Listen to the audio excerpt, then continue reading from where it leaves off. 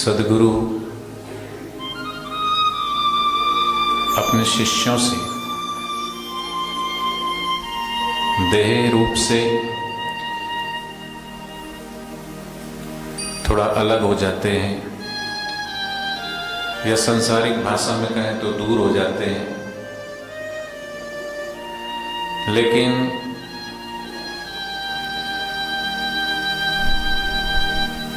जिसका प्रेम सच्चा है, जिसकी पुकार सच्ची है, वो शरीर की दूरी तो हो सकती है, लेकिन दिल की दूरी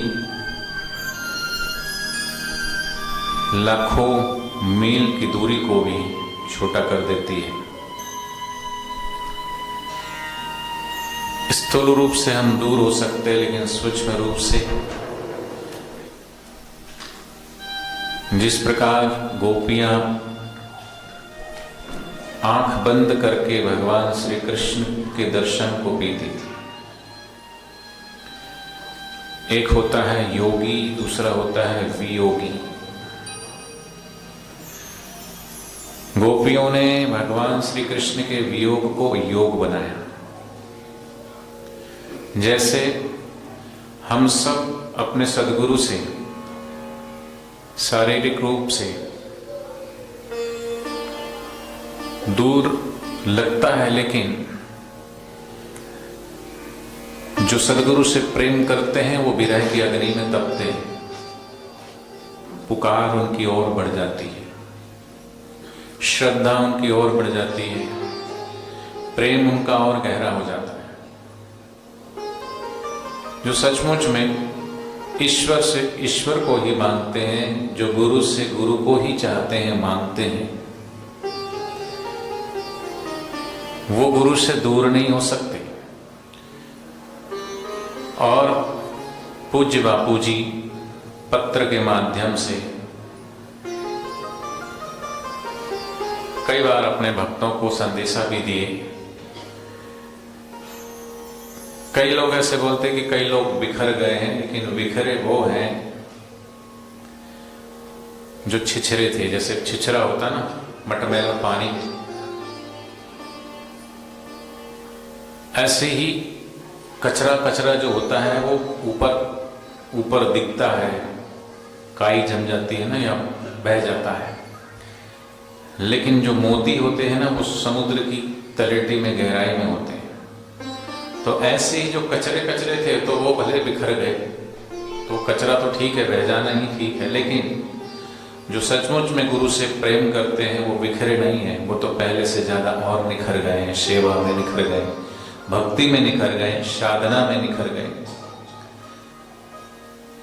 और आज कोई छुट्टी का दिन नहीं है, लेकिन फिर भी ऐसा नहीं कि आप बिल्कुल फ्री थे तो आप आ गए। आपको कोई काम नहीं था तो चलो भाई सत्संग में चलते, नहीं। सब काम छोड़ करके और सत्संग को महत्व देना, ये तो जिसका विवेक थोड़ा जगा हुआ है, जो थोड़ा सत्संग के महत्व को समझता है और जानता है, वही गुरुद्वार तक पहुंच पाता है। जो मीरा की तरह सत्संग के धन को असली धन समझता है, जो नानक, बुद्ध, कबीर और महावीर की तरह प्रभु के नाम को रतन धन, जैसे मीरा कहती, पायो जी मैंने राम रतन धन पायो।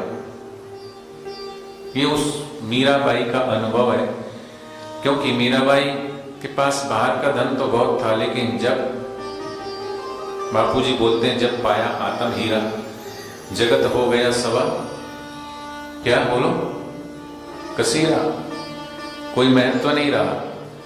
ऐसे कबीरदास जी ने पाया तो सबको अपने आगे गरीब पाया। क्या पाया कि कबीरा ये जग निर्धना, धनवंता नहीं को धनवंता तेहु जानिए जाको, राम नाम धन हो।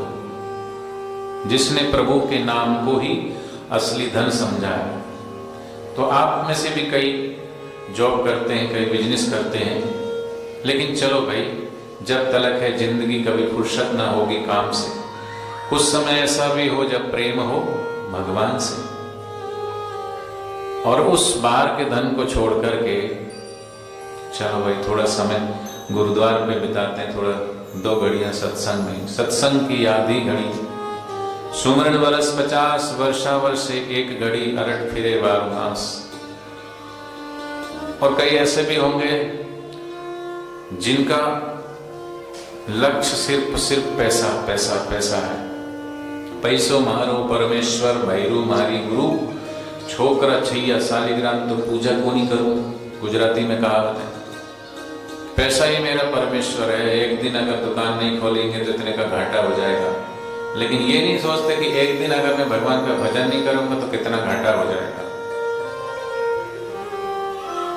नोट की गड्डी लगा के, थूक लगा के, हाथ लगा के गिनती करते रहते हैं, इधर देखेंगे उधर देखेंगे, ध्यान पूरा गड्डी पे होता है गिनते पे, एक भी काउंटिंग गलत ना हो जाए।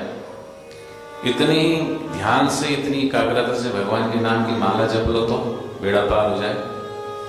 नोट तो बड़े ध्यान से एकाग्रता से गिनते हैं, लेकिन जब नाम जब सुमरण की बारी आती है, माला इधर चलती है, निगाहें कभी इधर चलती है, कभी उधर चलती है, कभी ऊपर देखते, कभी दाएं देखते, कभी बाएं देखते, जबरदस्ती करते हैं।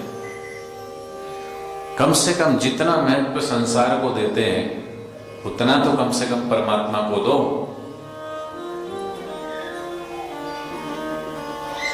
तो सत्संग में आने से ही विवेक जगता है, संसार से थोड़ा सा वैराग्य जगता है। और सत्संग के 1 वचन 2 वचन भी ना जाने जीवन में कब और कहां कैसे काम आ गए। तो मैं बात कर रहा था कि मीरा ने, गोपियों ने वियोग को योग बनाया। मीरा क्या कहती है, था वेख्या विनकल न पड़त है, जानत है मोरी छाती, ऊंची चढ़ चढ़ राह निहारो, ऊंची डगर पर चढ़ करके राह निहारती है किसका, अपने गुरुदेव का। जैसे हम सब साधन राह निहारते हैं कि बापूजी कब आएंगे, बापूजी कब आएंगे, और बापूजी से मिलने के लिए जब जाते हैं तो जिस प्रकार कई बार माँ अपने बच्चे को छोड़ करके मायके चली जाती है, या कहीं रिश्तेदारी में, या किसी काम से, किसी भी, आजकल तो जॉब भी करती है, बहनें भी करती हैं, तो कई बार बच्चे से दूर रहना पड़ता है, तो बच्चे को ढांढस बंधाती है, बेटा बस इतना सा काम रह गया, मैं अभी आने वाली हूँ। कभी उसको फोन करके समझाती है, कभी वीडियो कॉल करके उसको देखती है, उसको अपना चेहरा दिखाती है, उसको ढांढस बंधाती है। ऐसे ही हम सबको भी हमारे प्यारे गुरुदेव ने निराश नहीं किया है। हमारी श्रद्धा को, हमारे प्रेम को, हमने इतना लंबा वक्त लगेगा, इतना समय लगेगा, ऐसा किसी ने सोचा नहीं था। लेकिन कैसे 7 साल बीते, और 7 साल में गुरुदेव ने हर मिलने वाले को यही कहा, जो भी गया तो मैं आता हूँ, चलो तुम, बस मैं आ रहा हूँ।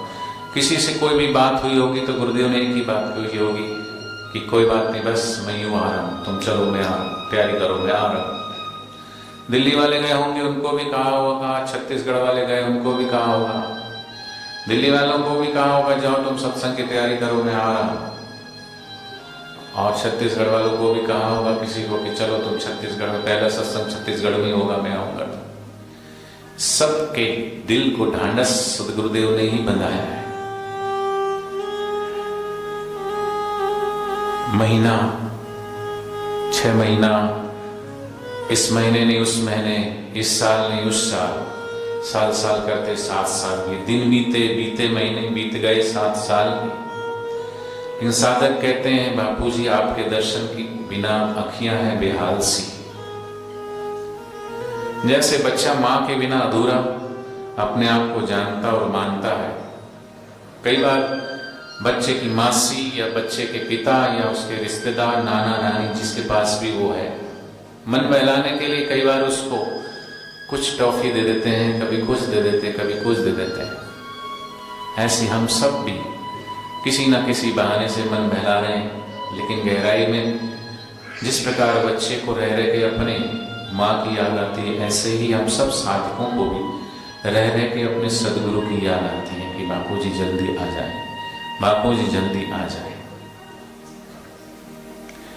तो ऐसे ही सदगुरु भी हम सब की श्रद्धा को हमारी आशा को, हमारे प्रेम को कभी उन्होंने निराश नहीं किया, क्योंकि हमारे गुरुदेव का नाम आशा और आशाओं के राम, जो कभी हमारी आशाओं को निराश नहीं होने देते, ऐसे वो गुरुदेव हैं। आइए हम सब मिल करके अपने गुरुदेव के श्री चरणों में प्रार्थना करें कि बापू जी आप कैसे आएंगे, कब दर्शन दें।